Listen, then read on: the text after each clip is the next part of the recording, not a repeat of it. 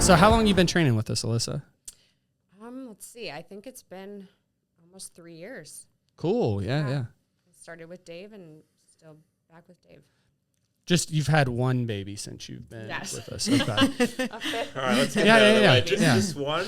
Well, what's crazy is I felt like you just had Eve, and then and I'd see her in the kids' room, and she was teeny tiny, and then I felt like I went in a week later, and she was like 6 months older and like I toddling around. I was like, "Whoa, what happened?" She just is along for the ride. Well, she's ready to be with the big siblings. Yeah, she is. Right She's probably picked stuff up really fast Yeah. because of being the youngest Yes. of five. Definitely. So she sees and does things a little for the quicker. good and the bad, yes. Yeah.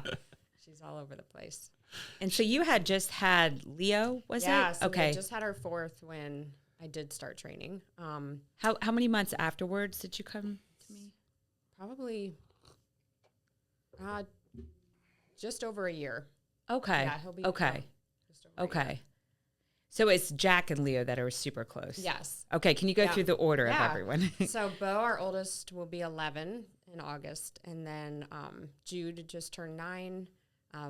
Jack is 5.5. Leo is almost 4, and then Eve will be 2. So cute. What I like about Leo and Eve is I just bump into them in the kids' room.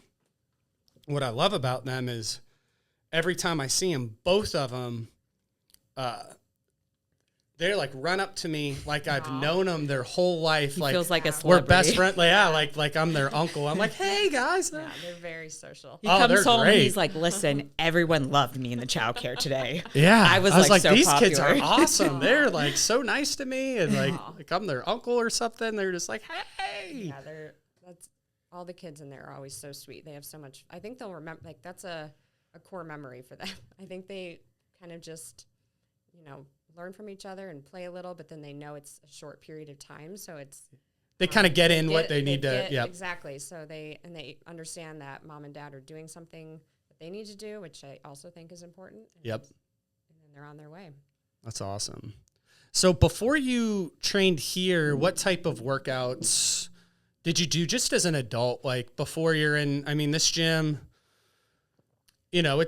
it's kind of a hardcore performance center in certain ways, So like if you're not used to a gym like that, like what did you do? What did you do coming into it? Yeah. So it's definitely more of a class-based setting, like a, we've talked more like, I know you reference it more like an aerobic style, like system of strength type places. Yeah. And some Pilates, some of the reformer, like mega reformer, which is also really good and hard. That is hard. Just a little bit different. And then, coming here was a very different environment, but I immediately loved just how casual and it's casual but intense. And I think everyone's just here to work out and do their thing and, put in their time and head out. It's not so much of a scene and, which I appreciate that.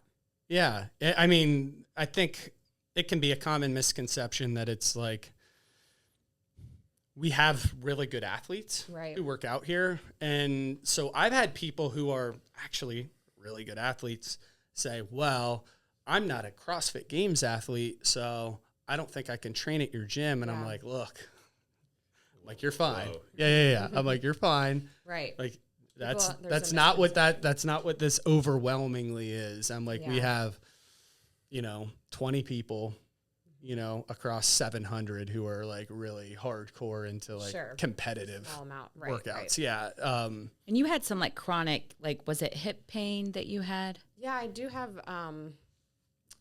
bone spurs on my hips that I've discovered since training here, but I've had for a long time and just didn't realize what they were. And some knee pain as well. Working out with Dave has really helped me strengthen around those issues, I think. If I'm doing things on my own, I tend to just kind of do the same things and don't strengthen all the muscles necessary to kind of avoid affecting those injuries too much, and it becomes a little monotonous too. But I think as long as I can feel okay and walk around okay, I'm in good shape to just kind of strengthen those muscles versus just not work out at all. I think it's important to continue through. Yeah. Go ahead. And not only have you just had your 5th baby, but you opened up your own business this year, which has been like such a huge hit. It's really cool. Can you talk about that too? And like what that's been like having your 5th child, continuing to work out. Right. So you trained with Dave, then took a little bit of time off when you were pregnant. Is that right? Yeah. When I was pregnant, and then just after having her, after I had her, she was probably only 5 months old when I kind of went down the path of wanting something in our neighborhood. We were in Upper Arlington.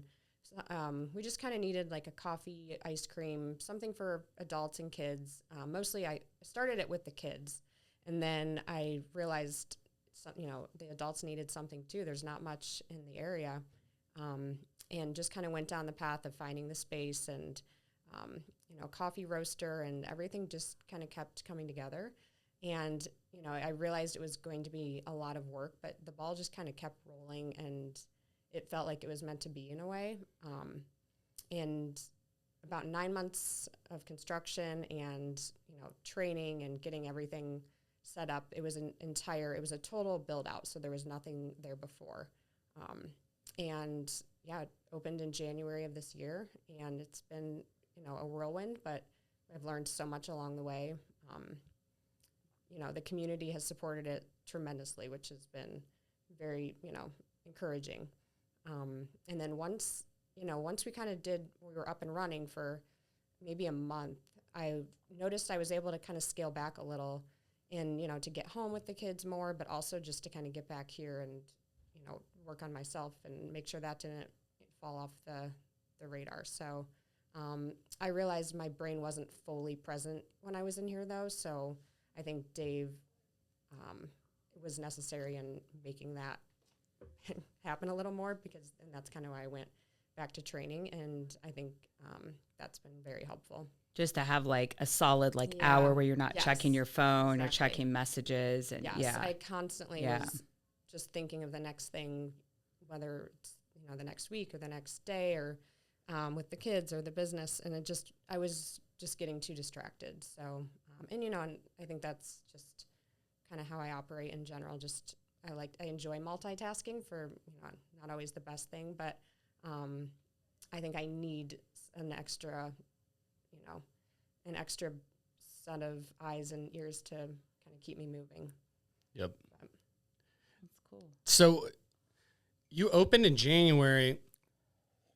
Would it have been really challenging, say, if you had opened in like a June month? Yeah. Where you were just piled in with people or staffing? Like, did January kind of give you a runway with an ice cream place where it's not super busy? Or they do have coffee, but the ice cream is my favorite. Yeah. Sure. The ice cream is good. It's so good.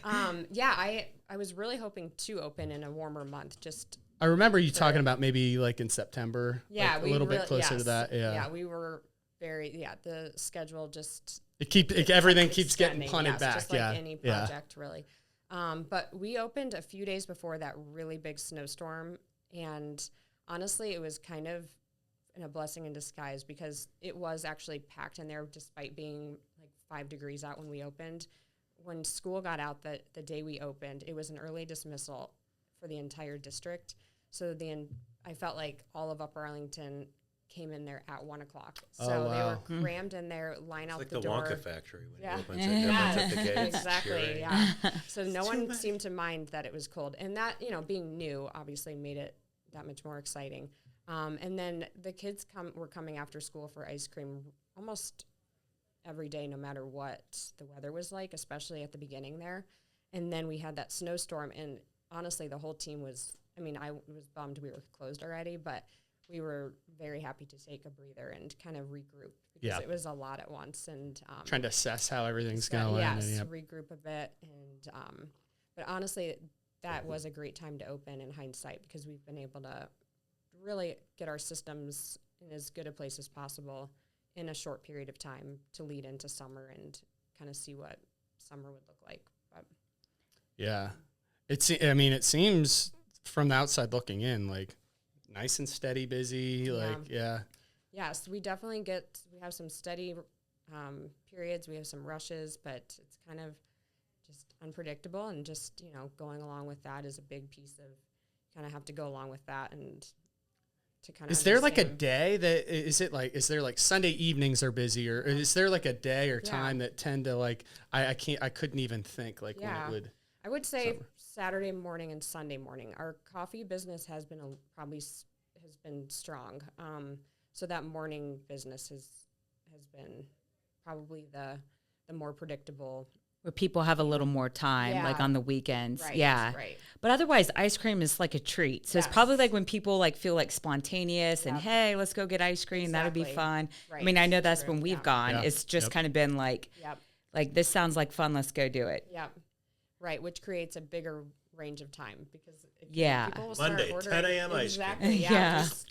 We turn the machines on first thing in the morning, so it's ready to go first thing, and people will order ice cream in the mornings. I mean, it increases after lunch, but people definitely get ice cream in the morning. I'm learning. Yeah, you're like, okay. There's nothing like, what is inherently wrong with it? I just I've always nothing. I just associate ice cream like with an afternoon, evening thing. Like, not that there's anything wrong with it anymore. It just, my brain's like, it's not ice cream time. Well, but if you look at little kids, nothing wrong with that. So we were on this trip. It was actually the trip we went to Nashville, and so I'm going to tell this story. You can see it in little kids because they can't like hide when they do something that's kind of at this off time. It's just, it messes up your body for the entire day. My mom was feeding Charlotte marshmallows. She had all these marshmallows in her mouth. And I came around the corner and I'm like, what are you doing? And she's like, Grandma gave it to me. And she was like spraying whipped cream in her mouth. At 9 a.m. Literally 2 hours later. I'm having a cookie that's 9:30, but it's a protein cookie, so it's okay.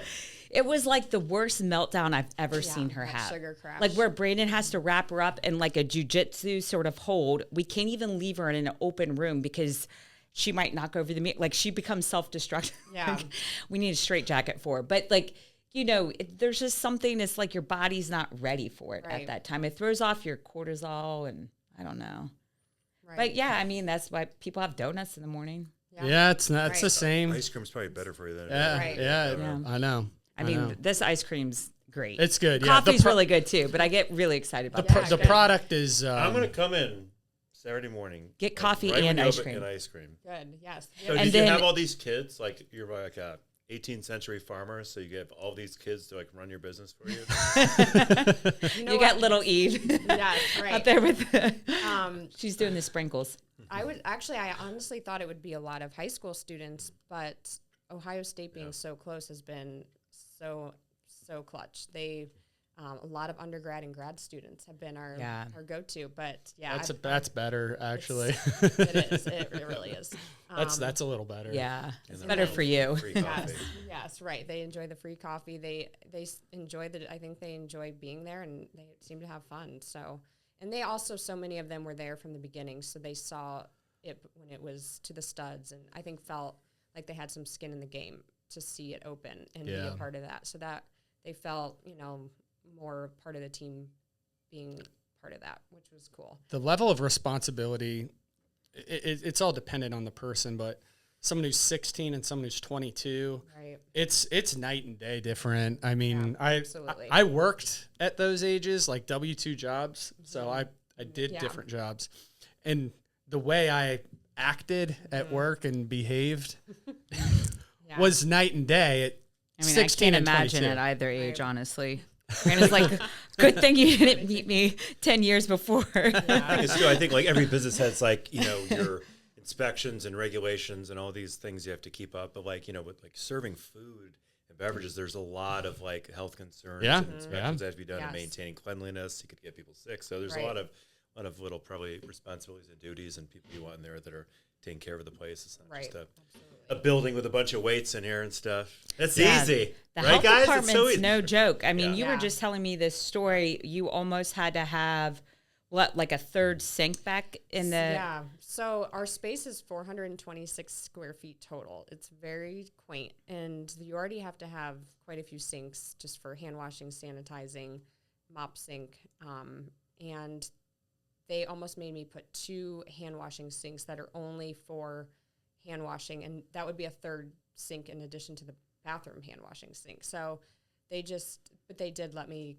get by with it. But yeah, they're not messing around, which is obviously great. It was just a little overkill for how small it was in there. But yeah, I obviously they're there for a reason, and it's important to keep all of, the dairy being such a piece of our business too is really important too. Yeah. Yeah. Oh yeah. Yeah. That's probably our biggest thing is, keeping everything fresh, and we don't have seafood or anything, which is nice because I think that'd be a little more challenging. Oh yeah. Yep. We've looked into food and beverage. Well, I was telling her that we're like, that's enough. It's so much. I mean, even the guy that was kind of like walking me through to even assess if this would be, he's like, this doesn't make sense for you. You don't want to do this, do you? Yeah. I'm like, to even have coffee. It was like coffee yeah. and protein shake type thing. Yeah. Like we're not talking about like chefing up a bunch of food and stuff, and coffee and protein shakes, and then we're like looking at down the barrel of what it's all the sinks and all the build out and inspections, and we're like, well, if we run this right for 20 years, we'll be able to pay that back. Right. Exactly. Yeah. I don't want to roll the dice on that. So we'll stick back to our main objective. Yeah. Let's work people out. Yeah. Right. Yeah. Exactly. Do what we do. They can get their own coffee and milkshakes. So you have 5 children. You just started a new business, but yet you managed to take care of yourself really well. If you're going to give any advice to especially we have some newer moms in here, or I think, just probably a lot of moms are out there struggling. What has helped you find a balance, or what do you go to kind of help? You're really big on, you do a great job with discipline and just okay, I'm going to do this and I'm going to do that. And you are very set on that. What helps you day to day? What are you thinking about? What are you managing, and what systems do you have in place? Yeah, that's, I think sometimes just reminding myself that I'm never going to be 100% in on anything I'm doing, because it's not realistic for really anybody. And just kind of doing my best as a mom, as a business owner,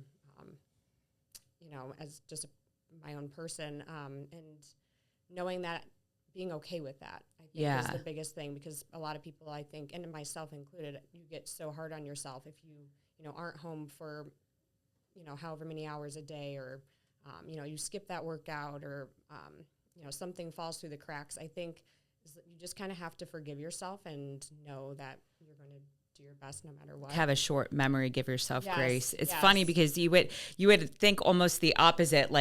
You're always like, wow, you got to do better. You got to do, but it's the clients that I see that are consistent year, day after day, week after week, and feel good and keep themselves in good health and in good shape, are just a little easier on themselves. It just your mental talk, you've learned that, not that you're doing that as a disservice or to be lazy. You're doing that intentionally to be better. Right. Yeah, I think there's a balance. I think having expectations, but then knowing that if they're not met, to be easier on yourself, because it's not going to be perfect. Every day looks a little different at our house, at the business, and just kind of going with the flow. And it's way easier said than done. It's challenging. But I think that's kind of how we're getting through it. Yeah, probably just not getting too attached to any one thing, because with 5 kids, and they're all pretty active too. It's not like people, Brandon and I were just talking about that. How does Alyssa do this? We can barely keep track of 2 kids, and anyone that I knew when I was growing up that had 5 kids, they just did not do anything. Oh, okay. No one did anything. Yeah, right. Or maybe when they were old enough to drive themselves, they would play softball or run track or something, Logistics are a little better, I think, in UA with everything's walkable or within a mile drive. Yes. Where you grew up, if you're doing a sport or anything, you're hopping in the car for 30 minutes before you're at the local field because it covers the entire county. Yeah. So like sports and doing activities is out in rural areas is tough. Here it is an advantage where kids can walk, they can catch rides. Yeah, the carpooling and just the community in general is so helpful. You know, I think, I wouldn't be able to do it without the community, the carpooling, and just the support from we all have to help each other out, you know. I run Bo back and forth to basketball all the time and stuff when I was coaching that. Yeah, in that too. When basketball and even here when he's been training too. Yeah. Well, it's cool because the kids get to do a lot more. Like I was just telling Charlotte, like you've got 4 birthday parties in the next 3 weeks. Like I think I went to like maybe 1 birthday party every 2 months, you know, but just like. And I don't have to take her to a lot of these because she'll just catch a ride or it just makes it a lot easier on the parents, and it's really cool. Right. That's a game changer. How do you set up how do you schedule things? Because you do have a lot going on. You own a business, you have young kids. You're taking great care of yourself to the point where I think people they would almost be confused. They wouldn't think like you had all that. She's a liar. She hasn't had 5 kids. Yeah, absolutely. Who's the surrogate? So they're adopted. How do you set up your week? She didn't do the work. Let me see their faces. At the 5th, were you just like super chill during the whole thing, or how? Yeah, so it was also our 5th was probably kind of like the Charlotte experience. My water just broke when I was just sitting on the couch.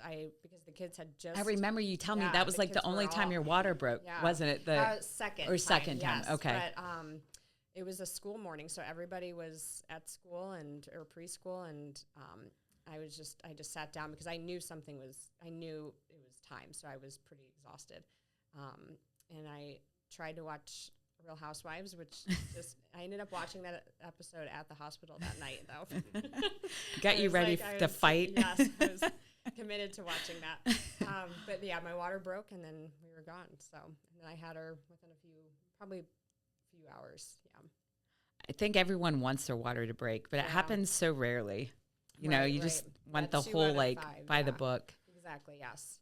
So I wanted to get back to just my question for you, and like, how do you set up your week, and like, how do you organize things, because you have a lot of moving parts all the time, and how are you able to juggle all of this stuff, including fitness in there? So I think having just as much of a schedule and so many things on the calendar that, you know, try to get as much set in stone as possible.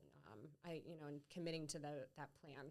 I think I'm fortunate to have some, babysitters, even a few hours a day really helps break it up, get some work done, gets, training in. The kids club is clutch here to help with that as well. And I think especially in the summer, every day has looked a little bit different. So I'm just constantly looking at the calendar and kind of increments of time, and just, this afternoon, we've got a lot of things going on this evening, even more, and just kind of batching my time, honestly. Yeah. And, looking at the week ahead and just kind of subconsciously start to plan ahead for the next week as well. Okay. So just I enjoy the chaos, I'm realizing. So I think that's part of it. I enjoy all the moving parts. Well, your body and your mind get probably used to the rhythm of it. And if it's too still, you probably feel like, something's off. Yes, like exactly. Yeah. I have to be going. Yeah. I get that. Like I know maybe if I'm on a trip, or particularly if I ever have something on my own, it's rare. Say I'm like traveling somewhere and I'm in a hotel by myself, and I'm like, where do you go? It's too quiet. Things feel weird. Like I'm like sitting in bed and just like watch TV until 2:00 in the morning by myself. I'm like, what's going on? It just, things feel off. Right. And I'm sure that's how it's just like, you're used to this like kind of buzz of activity, and your body's used to a rhythm of it, and it would feel like unsettling almost if you didn't have that now. Absolutely. And I think your brain does acclimate, and it's definitely, I'm used to all the moving parts, and yeah. Are we talking about a 6 here? No, They're so cute. Oh, thank you. They're so cute. And little Eve is starting to, her hair is really getting light, and she just looks like a different person. Yeah. We're not in the baby phase anymore. Yeah. Do you have any fitness goals other than just like trying to keep your body strong, healthy, and fit? Do you have anything like, I'd like to make this part of my body stronger, or I'd like to do this type of thing? Anything like that? I mean, I really enjoy running outside. I think with my knee and my hip, my hip and my knee have really slowed me down with that, because I can like power through a run, but then I'm paying for it. Yeah. So, but I have, since kind of being a little more diligent here and, having a trainer and everything, even just a couple days a week, I have gone on a couple runs, and that's a very small goal, but I don't feel nearly as bad after. So that's honestly a goal. It's not a small goal. No, that's a great good goal. One. Yeah. That's a great one. If you love to run, there's something so freeing about that, and especially being outside. Yeah, anytime that I'm injured and I can't run, it's so sad. That might be the one that messes with me the most. Yeah, like if you can't, there's something about like that's. I've been there. Yeah, and maybe this is not right, but I feel like there's something about if you want to be fit, there's something about just being able to go for a little run and feeling good. Like you should be able to run, you should be able to do a push up or do a little bit of everything. Yeah, everything has felt a little stronger, and it's going out for a run. There's something amazing about just being outside. It's emptying your mind. Just walking out the door, and you don't have to drive anywhere, and go. I'll plug a little. We do have a free, like a running technique workshop thing that we're going to do on a Sunday in August soon. It's is Pat maybe the 9th, 8th or 9th. I think so. And it's like, I think the like video, he's a great runner. Yeah, and it's free, and we're just going to do it instead of like an 11 a.m. High Rocks class on a Sunday. But they'll check out your technique and get you to run, so like maybe things wouldn't bother you. And I want to do it and just take it. Just I hate to have my running form analyzed. Yeah. Everyone's just dying laughing at me. I know. I think they would tell me just to with that goal, we do have something that is like coming up here that. Not to just plug it. It's free. It's just something that like it will help people. Like, hey, maybe this is why. Like, if you're heel strike, I don't know. Yeah, no, I try to avoid leaning on like favoring my left side is what I tend to do, because it doesn't feel as tight, and there's more going on the right side. For sure. Yeah. And it's always like a chain. And I was just because my ankle got. Annoyed with me after like running Saturday, then it's always running and then wearing heels, and I don't know why I make those decisions. And then it's like it's always on the right side. You know what it feels like, Dave? Wear heels after running. Exactly. No, I was saying like growing up sports. I don't think I ever really playing through college. No one ever really analyzed my running. I wasn't like a cross country player. It was mostly just lacrosse, football, basketball, and things like that. But when I got into CrossFit and in my 20s, like I definitely, I took the CrossFit Endurance Workshop, that seminar, and then did some watched some other like pose stuff running, and it definitely really helped. Yeah, just me too. A little bit. It makes a difference. I never had like we did some videotaping stuff. I never had like the gait analysis, like the really the high tech stuff there now, where they look at your foot strike and all these things, but just having a little bit of feedback in the way you run, and just some of the, just a couple of the little things to think of, like just like basically be able to pull the heel to the butt, where your foot should strike the ground, like what part of the foot should hit the ground. All that's changed though. Like back in the day, in like the early 2000s, I worked with a bunch of physical therapists, just a couple, and it was always you want a heel strike, and now it's more like you want the ball of your foot to strike, and you don't, because it puts too much force, and then if you're heel striking, your hamstrings lengthen too long, and it's funny how that's kind of changed and evolved. Some world-class athletes will be like, like really good marathoners or runners, and you look at their form and they're like, that's crap. But like you're not like they're a world-class champion. You're not really going to have them fix it.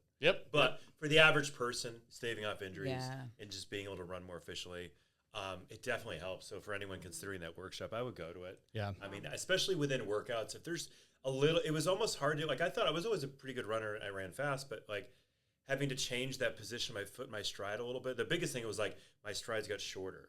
Yeah. You know, maybe yeah, not me sprinting. too. When you sprint, and everything's a little different mechanics, but when you're just jogging or running, like, it feels like you're doing these little staccato steps at first, but then you realize, oh, it's like much softer and more efficient in my body. It's not as much like pressure with every Yeah, strike. you're not like reaching as far out and hitting that heel. Your foot's landing underneath you. So it took some adjustment and some like mental thought at first, because like basically we did this workshop and stuff, and then they were like, if you're going to implement this stuff, like do small runs at first, working your technique, and then once it sinks in and it becomes instinct, then you can go for longer runs. So it was very helpful to learn how to like just hit the ground a little bit better, so you can run for a long time and not just like run like a hot mess for 10 years and have knee injuries. Especially within like CrossFit workouts when you're tired, fatigued.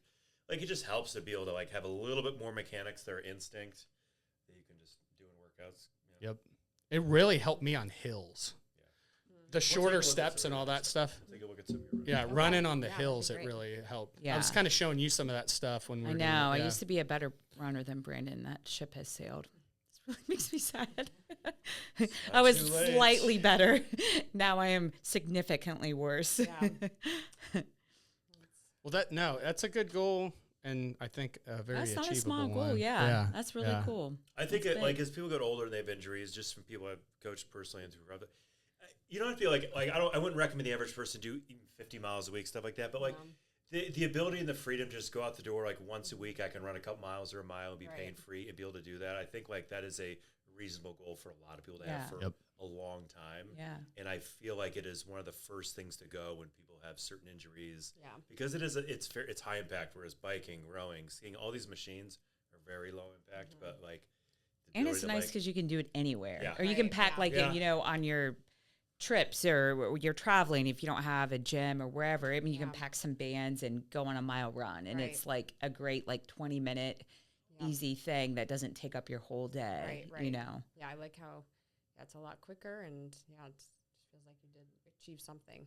Well, we'll have you next when you have your 5K race. So I'll have huge traps though, huge traps running. Traps. Huge traps, big calves, doing 5Ks. Nothing else matters. She wins the pump and run. Damn. Senior Olympics. And had a 6th kid. And she opened a second coffee shop. And she's running for president. She's running for UA mayor. There is a UA mayor, which I didn't realize. Oh, really? Oh, gosh. That's a lot of pressure. Is it just like a fun position? It would not be. No, I don't think it is. How many principals have we gone through in the elementary school? I know, a new one every year. A lot of pressure. A lot of pressure.